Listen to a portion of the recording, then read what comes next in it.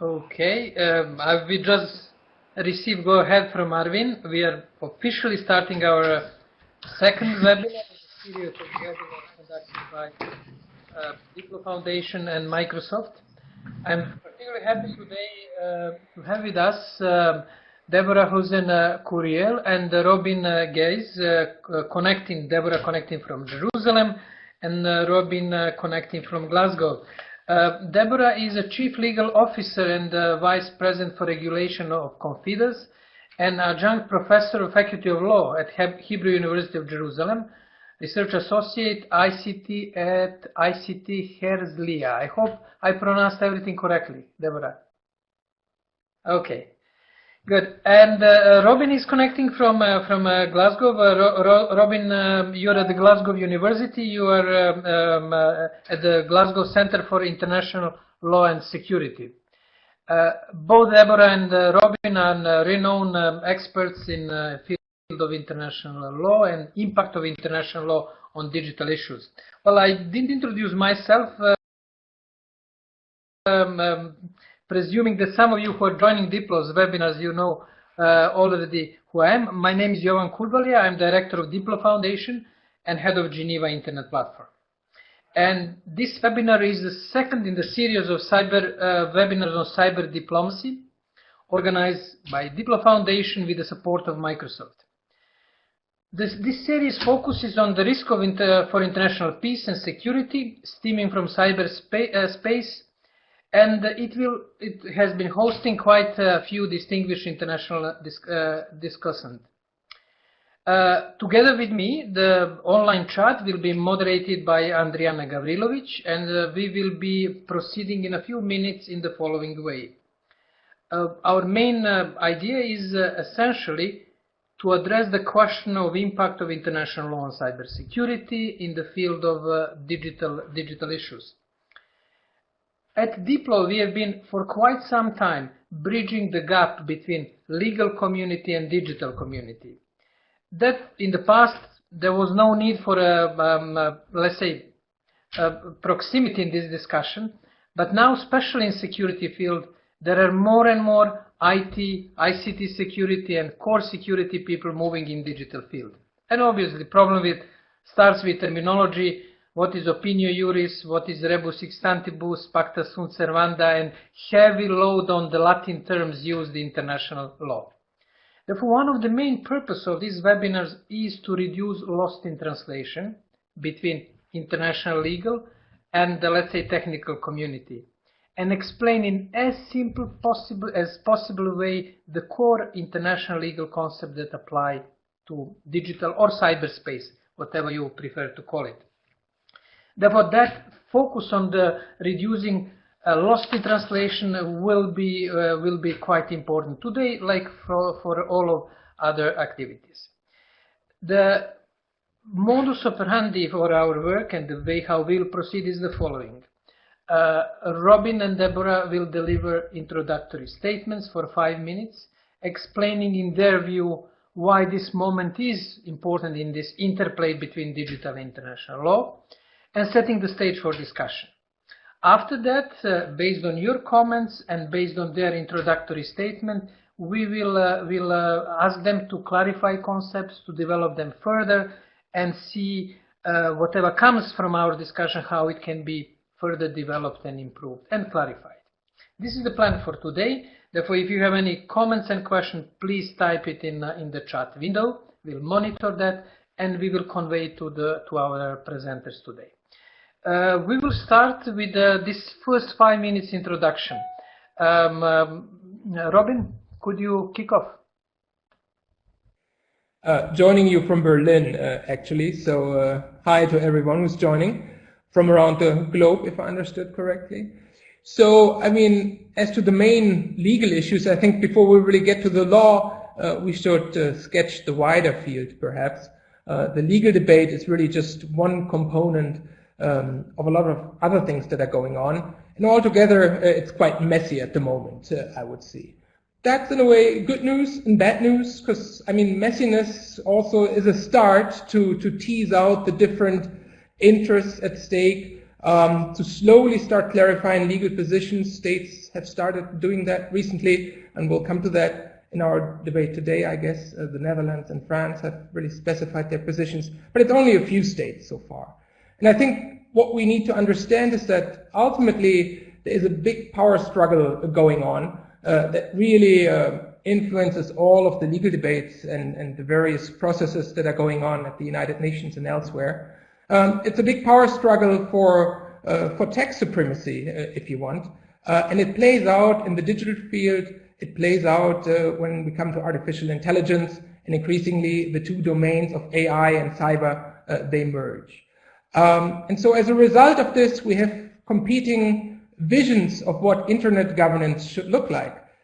Should it be a multi-stakeholder approach that promotes fundamental freedoms and human rights, or should it be a state-controlled, almost exclusively state-driven process that favors sovereignty, state control, and that in a way, as we see in China and Russia, tries to realign cyberspace with territorial boundaries.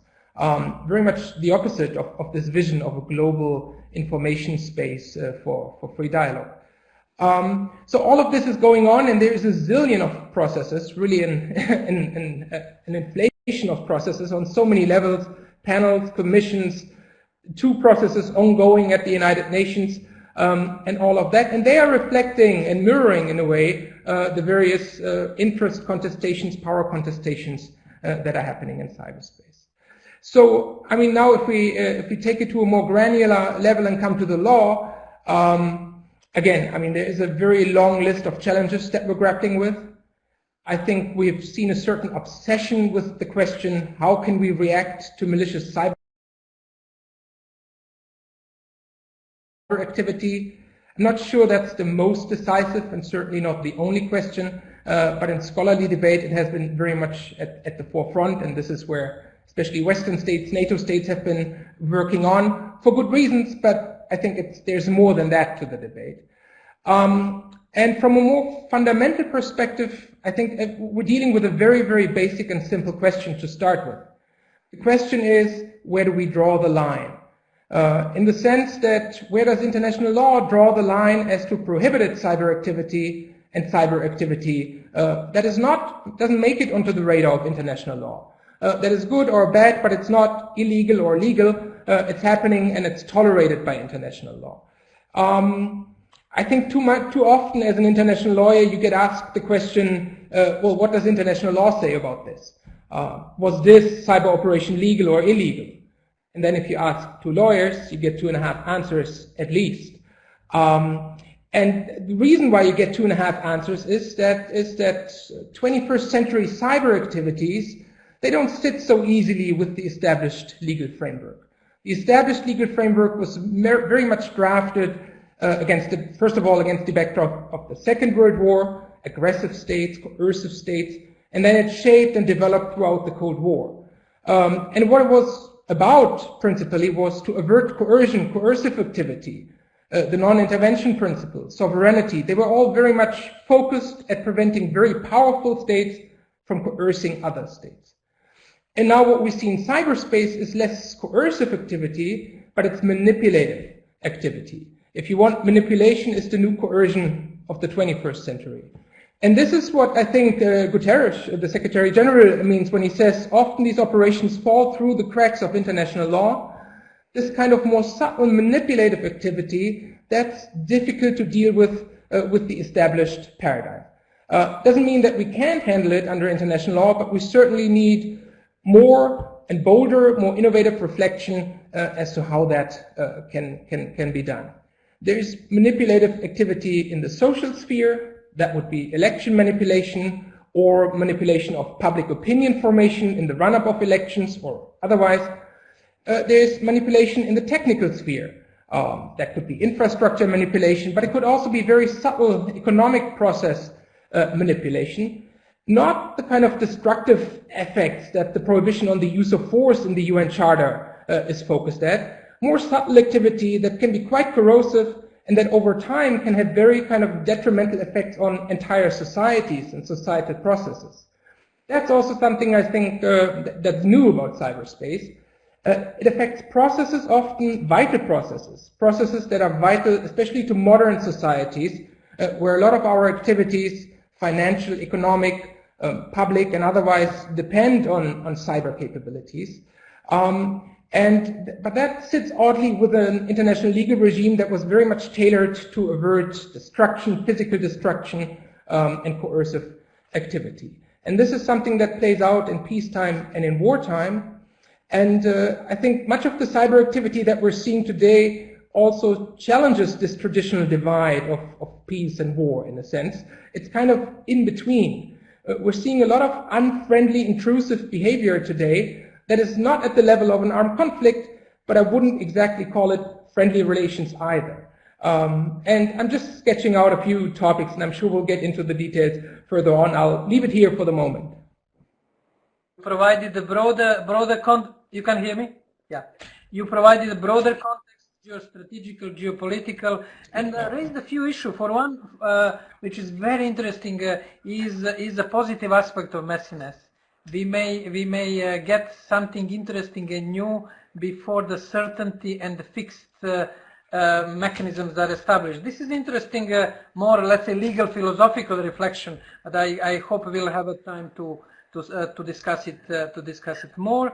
And obviously we're very careful, I notice, invoking the terminological minefield by labeling it manipulation and not necessarily subversive activity. Therefore, we already signaled, in addition to philosophical aspects, also sort of subtleness of language, and pointed to the different positions which are also reflected even in the way how the countries call this field. Is it cybersecurity or information security, let alone other details. And it sets the lovely stage for our discussion. And now Deborah will bring us more elements on granularity, as Robin pointed in his intro. Deborah, well, thank you very much, Jovan. Can everybody hear me okay? You're okay? Okay, great. So Robin's a hard act to follow, and he's done a lot of the heavy lifting, so I appreciate that. But I'm delighted to be here, and it's really a privilege, so looking forward to the discussion. And I'm really going to come in from, I think, a bit of a different angle from Robin, and be more declarative of my approach to what I think international law is, because a lot of times I think we skip over that question. So I'm going to be really clear about what I think it is. I won't be very creative, but Article 38 of the ICJ statute, which most of the people on the call can cite if they're woken up at 3 a.m., treaties, custom based on state practice, general principles of law, and judicial decisions, and the teaching of publicists. So to get right down to being a little bit more granular, I would note that the work of the GGE and the OEWG, which are the most kind of some of the most noticeable contemporary engagements with the questions of international law, it's extremely important work, but it's not lawmaking work. It's part of the fascinating international normative project, international law normative project about how we're going to govern cyberspace, but it's not norm creating. And I'm willing to go over to the edge and say, okay, well, maybe states' votes in certain circumstances can be considered actual state activity, but I'm on the conservative end of things. So until, really bottom line, until we see states, and I'm picking on see states really being transparent about their activities and transparent about their activities in cyberspace and transparent about their responses to activities in cyberspace. And Robin hinted at a few of that only a few states have really begun to do so. Then I think we're behind the curve. We're not in a situation yet where international law is really being developed in cyberspace. Having said that, I have a lot of having said that's in the background, but that's my position I'm starting with. And if I could ask Arvin to put up the first slide that I threw in. It's the one with the curve. I don't have a lot of slides, but this is a slide that I like to use because of the picture in the upper left-hand corner of the World War I airplane. There it is. So that is the best part about this slide is the airplane. It's a Sopwith Camel, which is Snoopy's airplane. That's the international law research I did on this slide. And what I want to say by using this slide is that we have this kind of procession from 2001 with the first Convention on Cybercrime, which is a real cyber law treaty, pretty early one, given that mid-1990s we're looking at broad use of the internet. So it's a pretty early convention. And broadly, I would classify it as an international treaty that has to do with cyberspace. And up until at the right-hand side of the arrow, the GGE, the OEWG, and a bunch of things in the middle, the ones noted in yellow are the ones that I would note as not necessarily more important, but interesting to look at especially. And Jovan, you've already noted the SCO Code of Conduct, so that's also along this arrow. So these are just a few examples of what I would call pieces of the normative project within the international law efforts to figure out what binding norms obtain in cyberspace. So why the World War I airplanes? Maybe some of you have guessed, but I like to talk about this because my best understanding of how air law developed is that in World War I, the first war in which air power was used ever as a tool of warfare, no one had a clue about where the lines were and the thresholds were. And it took decades before we really had binding norms, and certainly transparent state practice took years. I believe, to the best of my memory, and others on the call can correct my date, I think in 1929 there was a trial balloon, if you will, draft treaty to govern IHL in the air, and it was a flop, not successful. Not many people have even heard about it. My point here, and I won't dwell too long on the slide, I think most of you already get it. We are in this space where the law is being developed, international law is being developed. And we're very impatient about being in this space. And Robin has talked about it being a bit of a mess. In a way, I think as international lawyers, we have to understand that it's okay that it's a mess. It's going to take time to develop these binding rules. What we're impatient about is, of course, the detrimental results of malicious use of cyberspace. So I'll wrap up my first 5 minutes with some concluding thoughts. So having sort of thrown out that we really need to, in my view, hew to the more conservative definition of what international law is, and wait on states to come forth and declare what their intentions are. Having said that, there's a big exception that I would love us to talk about at length, to the extent that we have time and interest, and that is that the International Telecommunication Union, which has been running the electromagnetic spectrum since 1865, when it started working with telegraph communications. It's an international organization, the first international intergovernmental organization founded. It predates the UPU, the Universal Postal Union, believe it or not. And since 1865, it's been a telecommunications regime which really manages what I would call the infrastructure of cyberspace. And we need to bend our minds around that concept a little bit because we don't commonly think of the ITU regime, which we call a telecommunications regime, as a regime that's relevant for cyberspace. And I'm going to argue at a few points during this conversation that it's really important to pay more attention to it. And I'll wrap with three more things I'd love to discuss. I think we need to look at norm building activities of non-state actors in cyberspace, which is hard for international law to do. To look at the development of standards, and to look at terrorism in cyberspace. And by that I mean real terrorism, the terrorist use of the internet and cyberspace in the full, not in the popular definition of terrorism, but really in accordance with national laws and the international conventions that we have that define terrorism.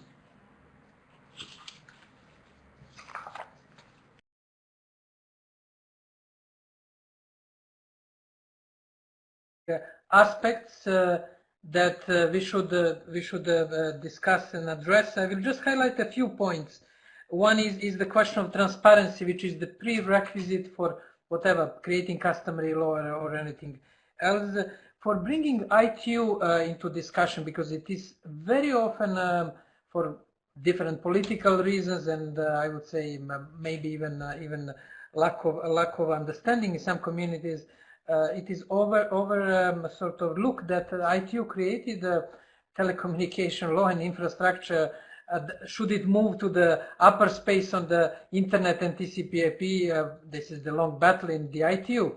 But the way how cables are connected, fiber optics, and what's going on the carriers of signals, it is regulated by international telecommunication regulation, and you mentioned radio regulation, which is incidentally revisited and discussed at this time in Sharm el-Sheikh during their Congress. What was interesting to indicate is, and you opened that discussion on non-state actors. We have a huge sort of lack of sync between basically all internet activities being run by private actors. I would say 95% of the, for example, optic cables are owned by private companies, big content providers, and in the same time you have the interstate international law. But it brings me to what Robin mentioned in his introduction. Robin in a way spoiled the party. We are so happy to say that international law applies online, and we just make this statement, and everybody's happy, and the caravan moves on. But Robin said that's fine in a way, if I can interpret correctly, but the problem is that existing international law has to be changed. We need some sort of Groceries moment and to adjust it to this fast changing dynamics. My favorite question to students, but we won't spoil this time, is to define. The question is, does cyberspace exist?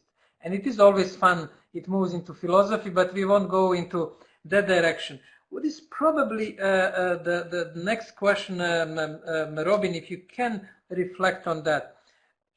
If we were to make this Grotius moment with Hugo Grotius in the 17th century de facto laid the basis of international law, what would be the current moment? Because you teased us with the idea that international law has to adjust. In what sense? Yeah, okay. I'm not sure. I mean, it needs to adjust. Adjusting also can mean we don't need necessarily new law, but we need other interpretations. Maybe we need to get more serious about addressing the real pressure points. Because, as you rightly said, it's very easy to agree on slogans.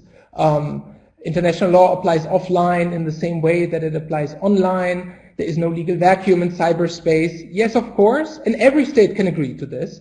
But if you only take the next step, you will already run into controversies and contestations. And you can start with sovereignty, like the foundational principle of all of international law. Very different views as to what that would mean and how it can be transposed into cyberspace. And not only between, let's say, China and the United States, the UK has taken a fundamentally different position from France, for example, on sovereignty. So I don't know what that constitutional moment, the Grotian moment, could be for cyber law. And maybe it's not going to come, and then we'll have to deal with snail's pace developments for quite a while. I think what we're seeing is that we've launched many processes with a clear mandate for norm clarification, and everyone agrees that's what we need. International, I mean, it's a global boundless space.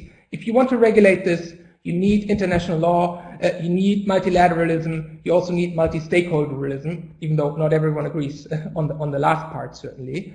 And that's something everyone can agree on, but then the problem is that we've launched all these processes to clarify the norms, but states are still very much in the process to sort out what their strategic, their power interests really are, and they're trying to come to grips with this at a time where the technological setup of cyberspace is still developing rapidly.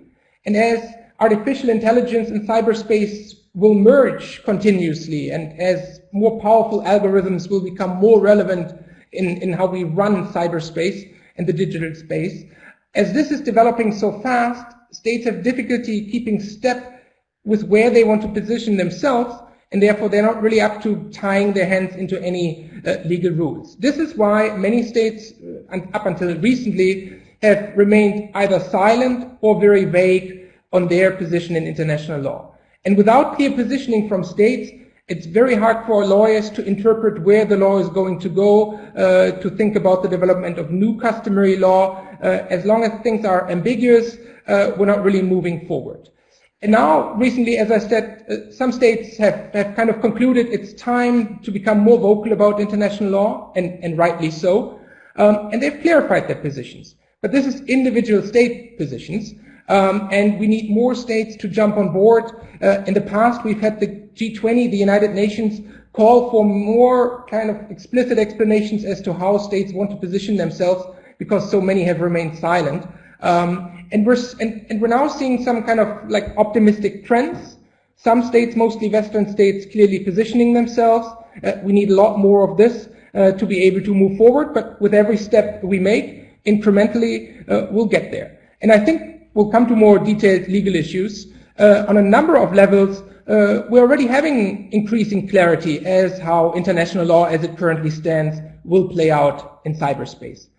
Just one example now, I don't think any state would doubt that the right to self-defense, Article 51, is available even also in cyberspace if ever a cyber attack reached the relatively high threshold of an armed attack. You could use self-defense to defend against such a high-level cyber attack. We haven't seen any, I think, in the real world, but I think every state would agree that if that were to occur in the future, Article 51 would be available. And it's just one example. There's more, and I'm sure we'll get there in a moment. Thank you, Robin. You bring our messiness on the high level of both clarity and some confusion, but you managed to answer this question that we don't need the new law, new rules, but we need new approaches to international law, which is, I think, that bit also almost Hegelian the dynamics. Since you're in Berlin, that is you must be inspired. Thank you. We'll get back to these points probably in reflecting on granularity.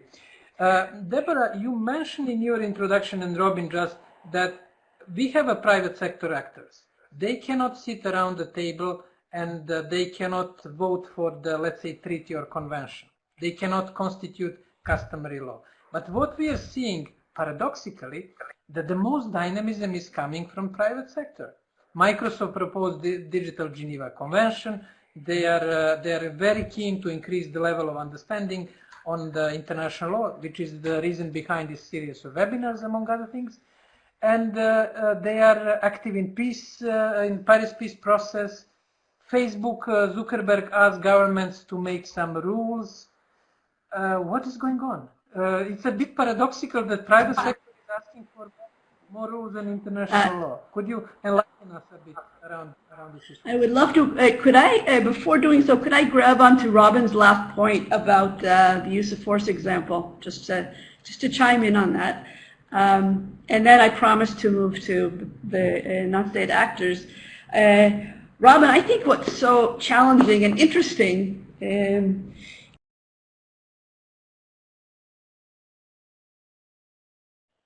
the example of use of force, and I'm sure you've also spent hours thinking about this, is that we don't yet know about attacks in cyberspace on data when there's no actual physical impact to loss of life or injury, or even loss of impact on physical property. And it's a well-known question. That's not an innovative point. I think it goes to a really interesting philosophical issue, just for a moment, if I may, Jovan, as to what our relationship is as human beings to data. I don't think we know whether data is a weapon, a target, a relationship, a possession, an aspect of our personality, an aspect of our nation's capacities. And that question doesn't have a lot to do in the first circle with international law. Of course, it does eventually when we need to get down and decide whether certain types of data, for example, are critical infrastructure in cyberspace.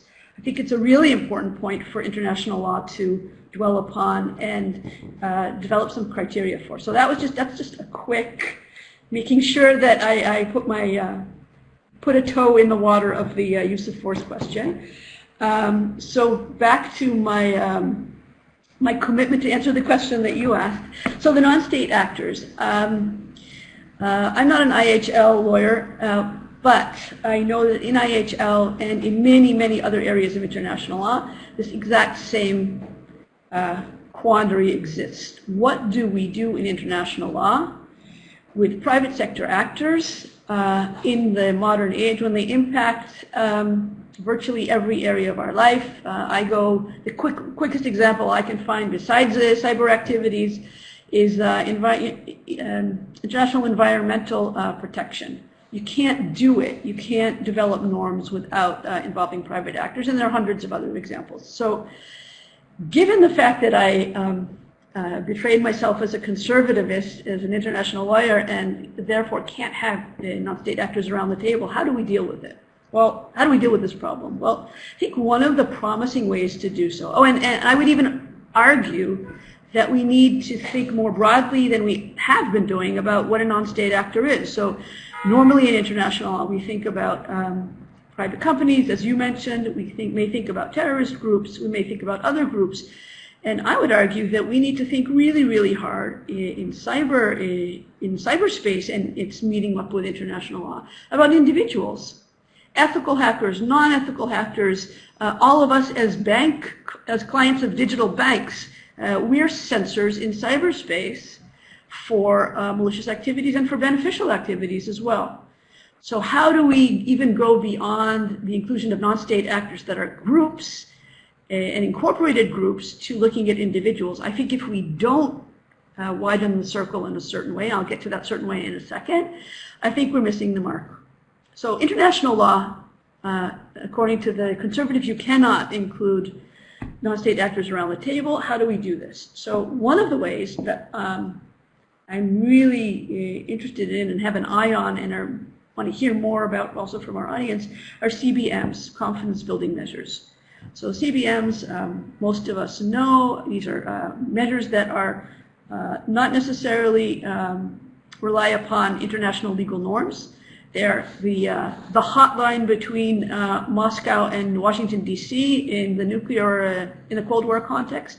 There's no treaty supporting that red line, that hotline necessarily, but it's something that's in place and works. It's a simple example. There are tens and tens of others.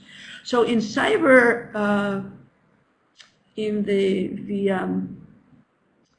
developments that Robin has referred to as well, of lots of activities in cyberspace in terms of trying norms out and putting things in place, I think we're seeing some really nice progress in terms of CBMs, confidence building measures. They're not dependent on a high level of agreement on norms. They're not dependent on treaties. They're not dependent on custom. And they can widen the circle and often do to include non-state actors even down to the level of individuals. So that's kind of a throwaway comment. It's something that I'm looking at a lot, and I'd love to hear also the views of those listening in on whether that might be an interesting direction to have not the law evolve, but to have non-binding norms evolve. Is that anywhere near what you were asking? Thank you. Thank you, Deborah. Well, these days the Vatican Synod is discussing of having the married priest in Amazonia. The world is crossing many red lines of the traditional system. Therefore, we may think of to cross some red lines even in conservative international law. We have a few questions, and regards to Mike Nelson, former U.S. diplomat and ICT specialist, who put a few questions together, and I've tried to interpret what it is. The first is, let's say, on analogy. Can we use an analogy with law of the sea or the outer space? Those are two frequent analogies.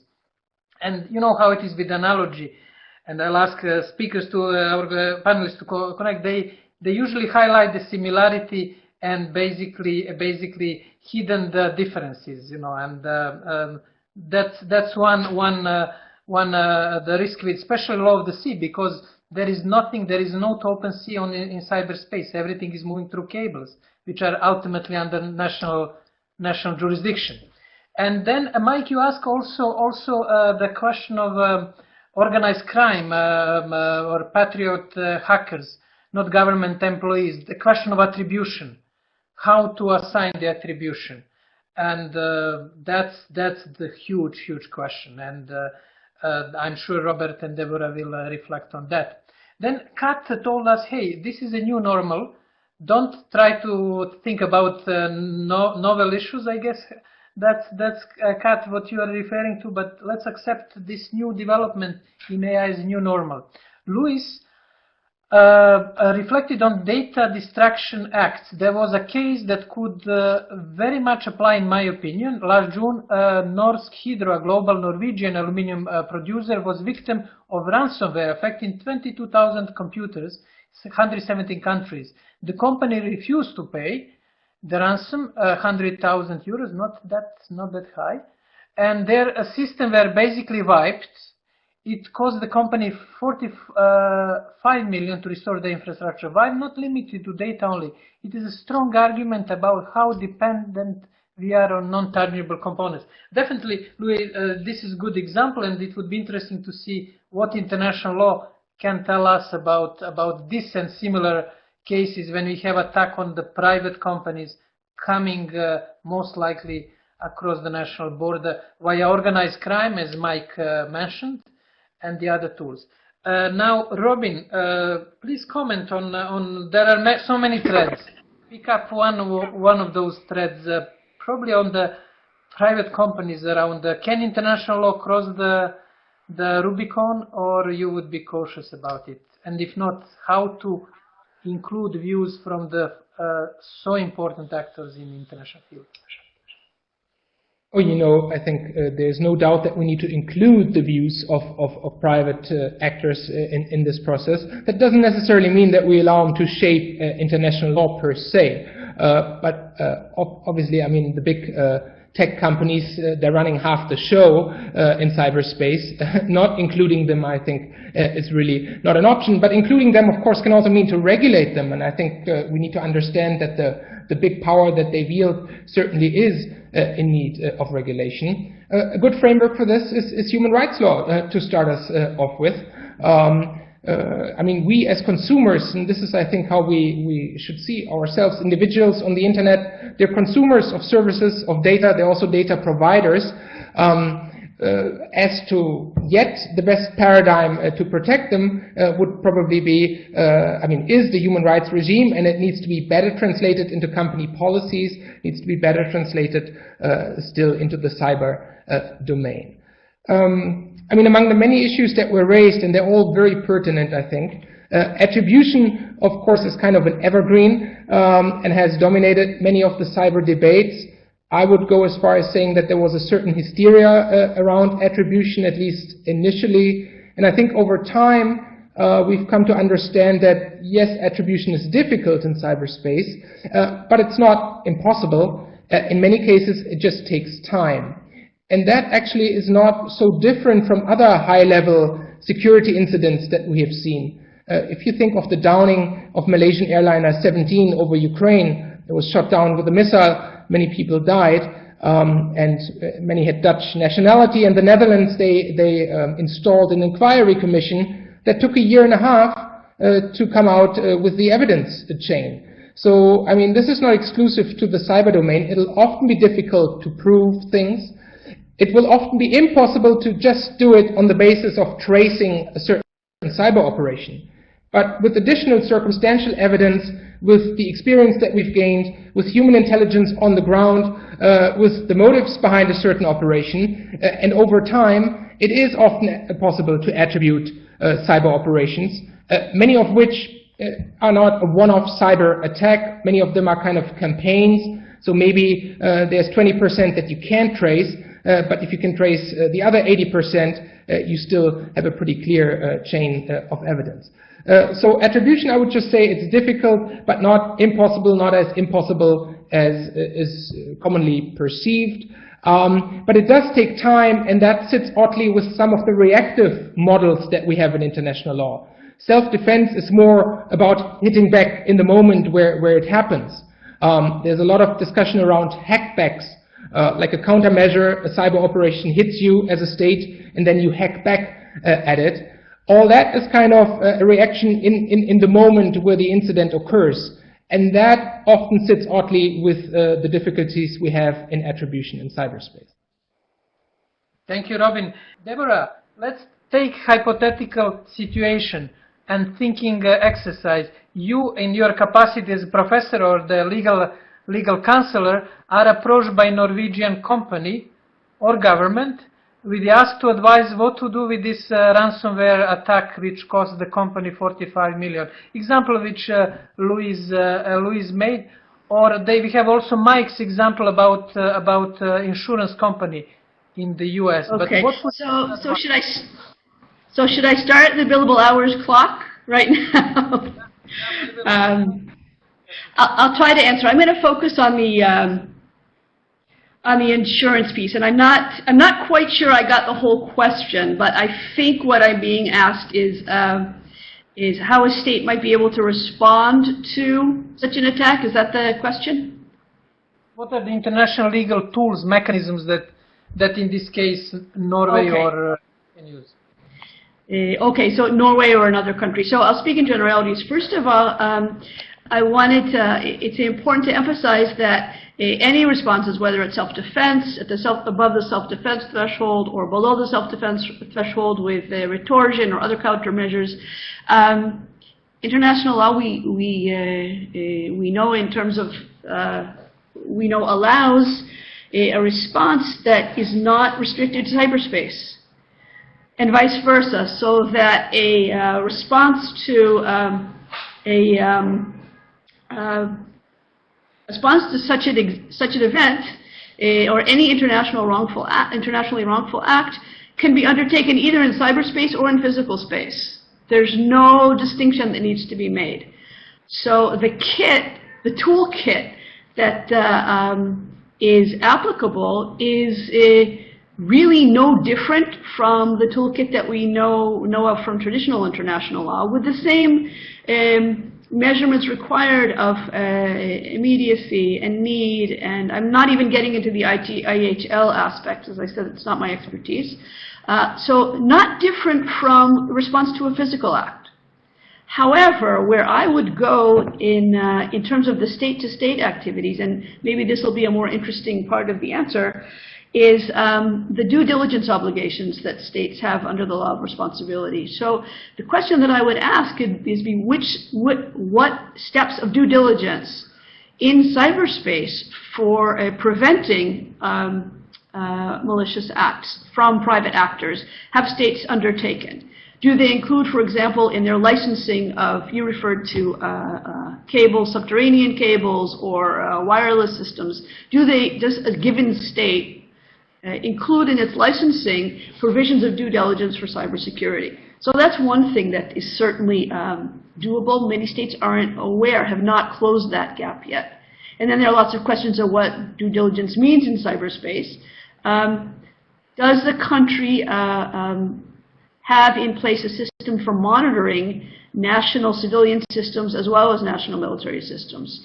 Is there any merger between them? So that would be step number 2. And in terms of responses to, in the hackback context, I think we have to be really careful.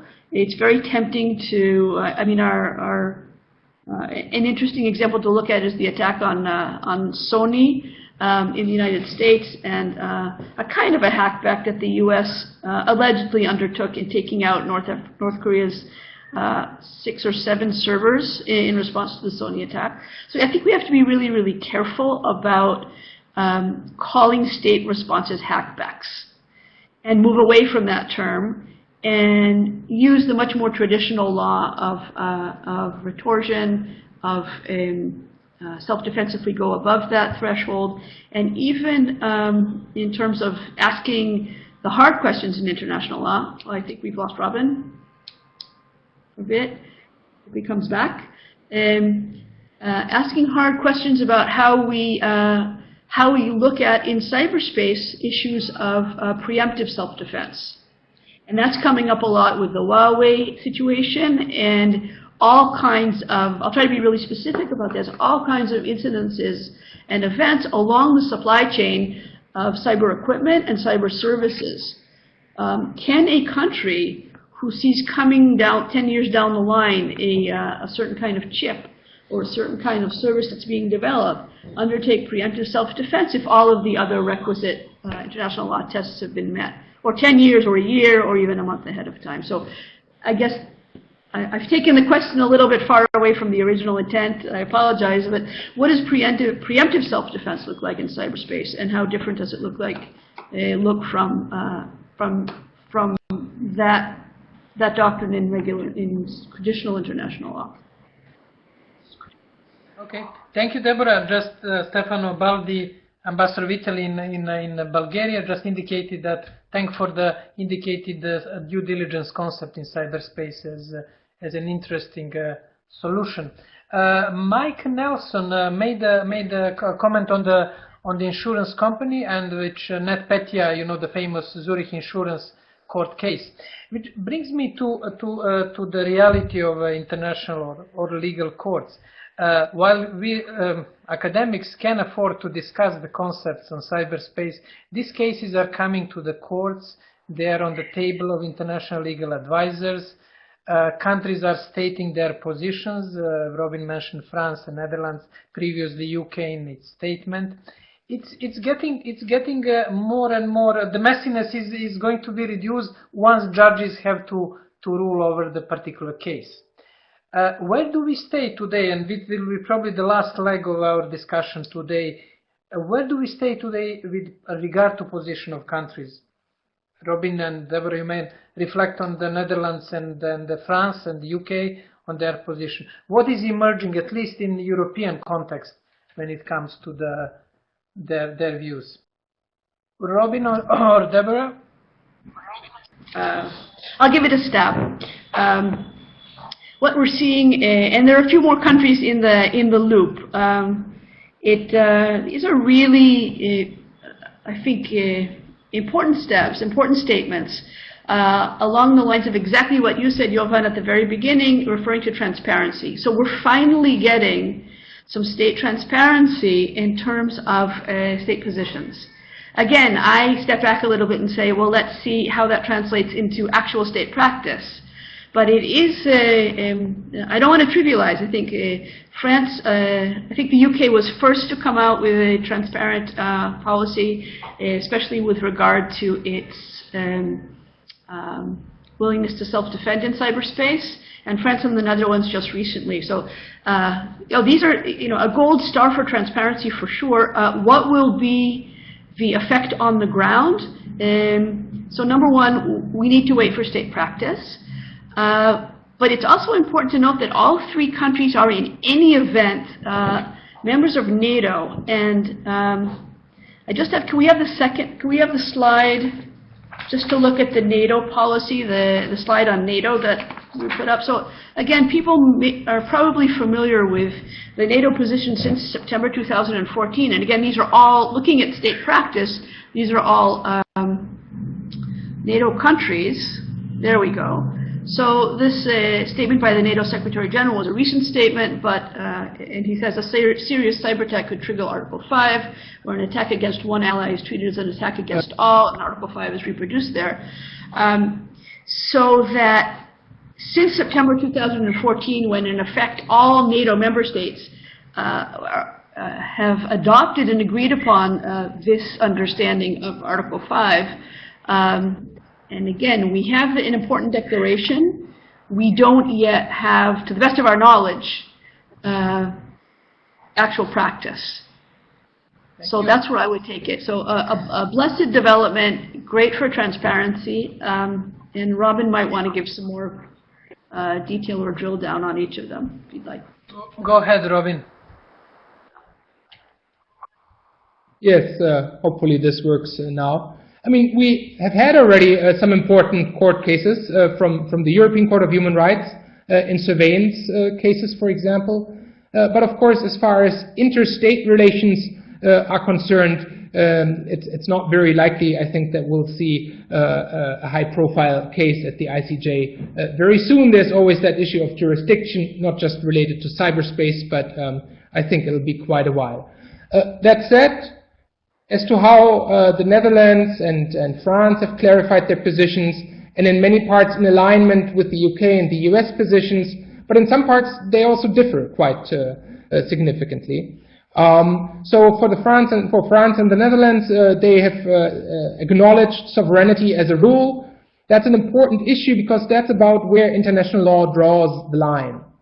Cyberspace has enabled and facilitates so many ways of how one state can interfere, intrude in another state's affairs, sometimes just very subtly and sometimes more destructively. But international law wasn't really prepared for all these new variations of power projections that one state can launch into the sovereign space of another state. This is where we really need this line drawing exercise.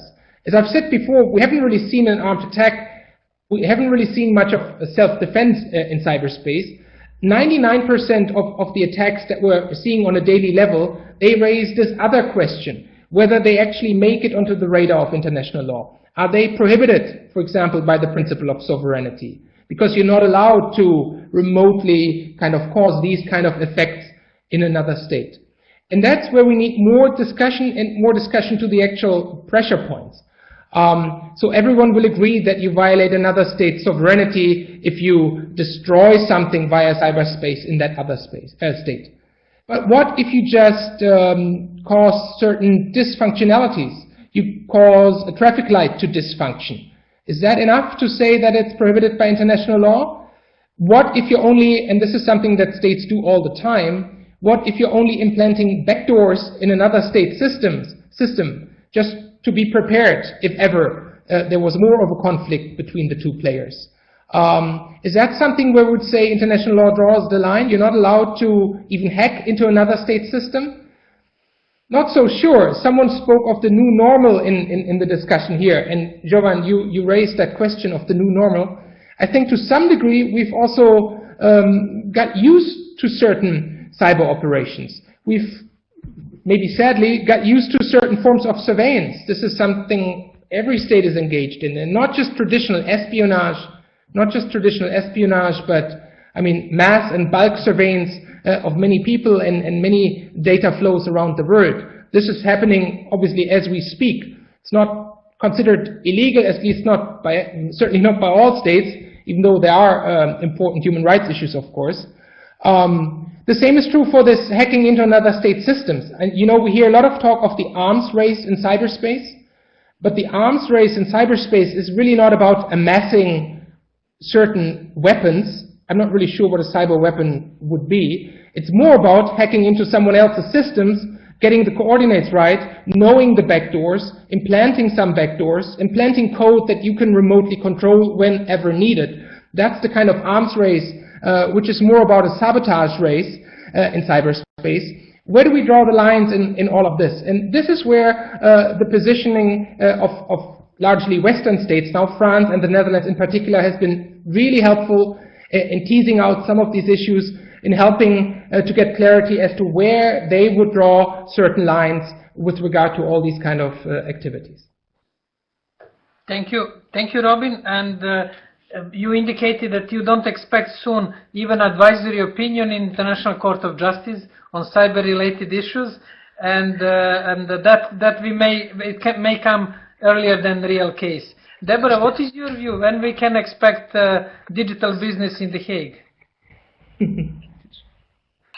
Come after Robin, I'm lucky. So the question of where the lines are drawn. So the short answer is any second now. But I want to talk about the insurance piece, because we have the company where I work, Confidencebuilding, we do a lot of there's a lot of work around the insurance question. So I want to get to that, and it's dynamic and interesting, although hard to understand how insurance can be interesting in terms of international law, but we'll get to it.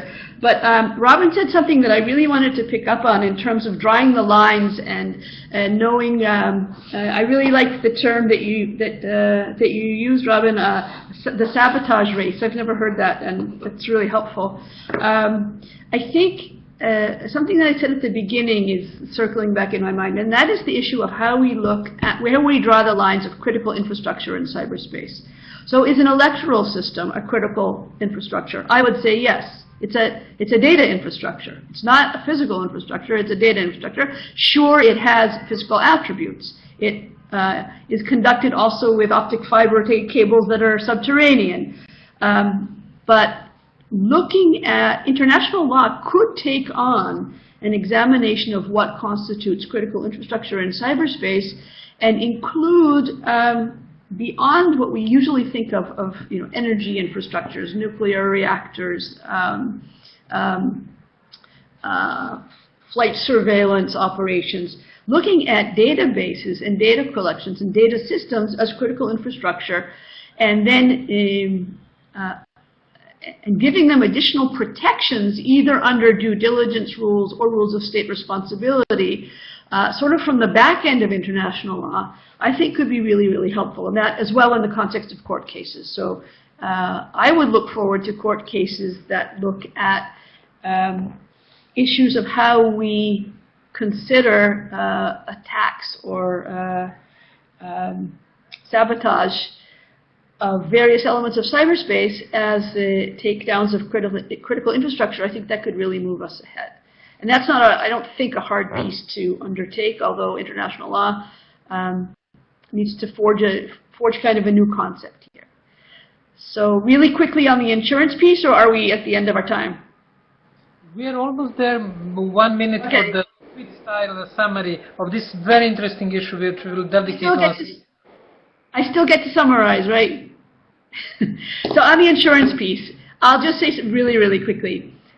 We need to keep our eyes on the insurance piece in terms of where it takes up the work where international law has not yet developed to cover due diligence issues, state responsibility issues, etc. We have that perfect example with malevolent cyber activity operations being labeled an act of war, and we all know acts of war are not covered by insurance policies unless you've been really, really, really smart in that conversation with your insurance agent. So it's a really interesting piece of the development, and the downside is, and with this I'll wrap up, is that of course the insurance folks, the insurance community has no idea how to quantify cyber damage, and that's their bread and butter. And until they have enough actuarial data on how cyber systems are impacted or impact, then we're in a space of development, but again, something to keep our eye on for sure. Thank you, Deborah. We are wrapping up our discussion. We stay within the proposed time. Thank you for your short, pointed, and substantive answers. We mapped the terrain, opened quite a few new issues for discussion. I'm sure that, at least based on the comments, our participants are really both introduced and provoked to think about some of the concepts beyond the old statement that international law offline applies online. And that was the purpose of today's session. We got idea for one of the next webinars on the insurance, question of insurance in cyberspace. And I would like to thank you really for a great discussion and your time on the behalf of all participants, and to invite you to join our future webinars, both in the Microsoft Diplo series and the other webinars that we organize on this interplay between international law, diplomacy, and technology. Thank you very much. Have a nice day. Thank you. Thank you. Thanks for hosting this. Bye-bye. And thanks for everyone for participating. Bye-bye.